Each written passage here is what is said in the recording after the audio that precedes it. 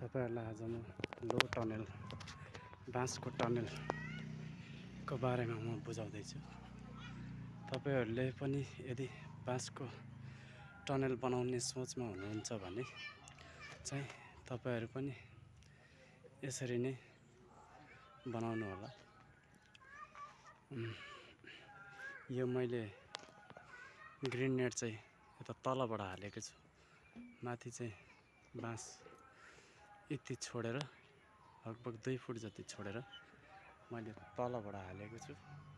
तपाईको यो बाँसको कुरा गर्नुहुन्छ भने यो चाहिँ मैले धेरै अल्को बनाएको छु। लगभग 8.5 यस्तो 8.5 फुट जतिको अग्लोमा बनाएको छु। अनि तपाईको यो छेउको कुरा गर्नुपर्दा तपाईको यो चाहिँ 6.5 फुट 6.5 फुटको गराएको छु। अनि तपाईको यो तलपट्टिको भाग यसरी हामीले भाटा लगाएर रस्सी बाँधेर माथि चाहिँ रस्सी लगाएको छौं।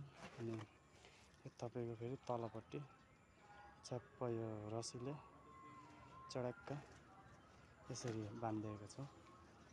र यही हो तरिका। हेर्नुस् मजाले तपाईहरु पनि यसरी नै बनाउन सक्नुहुन्छ। र यतापट्टि अब देख्न सक्नुहुन्छ यो चाहिँ हाम्रो ढोकाको भाग।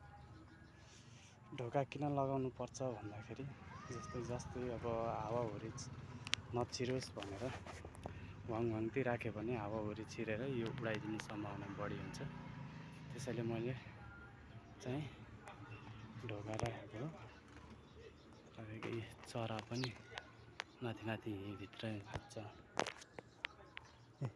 यही फस्या चरा यो बाहिरी भाग हेर्नुहुन्छ भने यस्तो छ।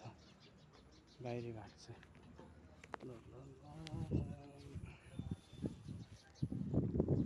यसरी बाहिरबाट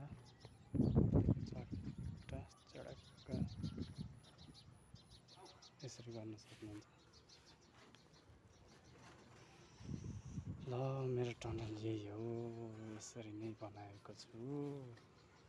अब तपाईहरुलाई कस्तो लाग्छ दिनु होला।